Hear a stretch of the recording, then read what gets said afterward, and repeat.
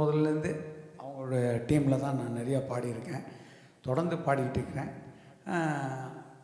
என்னுடைய டாக்டர் மாதிரி அவங்க என்ன சொன்னாலும் நான் கேட்டுக்குவேன். ஆனால் சில சமயத்தில் நாங்கள் பாடுற பாட்டை அவங்க ஹஸ்பண்டே கிண்டல் பண்ணுவார், என்ன இந்த மாதிரி பாட்டெலாம் பாடுறீங்க அப்படின்னு சண்டை போடுவார். அந்த அளவுக்கு என்ன இன்னைக்கு கூப்பிடல, அவங்க வானே கூப்பிடல, நான் ஓப்பனாக சொல்கிறேன், நானே தான் வந்தேன் இன்றைக்கி அவங்க நடத்துகிறாங்கன்னு தெரிஞ்சு. ஸோ எனக்கு ரொம்ப பிடிக்கும் அவங்களுடைய வே ஆஃப் மூமெண்ட்ஸ்லாம். That is why I come.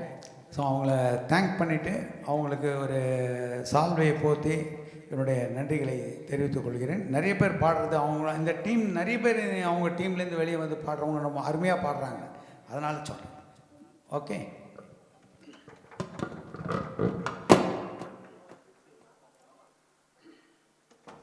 Baba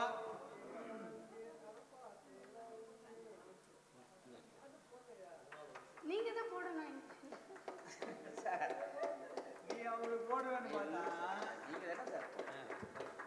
நன்றி நன்றி நன்றி நன்றி நன்றி. நான் பாடிக்கிட்டு ஒரு 6 மாதம் 7 மாதம் ஆச்சுங்க. ரொம்ப நாளைக்கு அப்புறம் பாடுறேன். தப்பு எதனா தான் மன்னிச்சிங்க.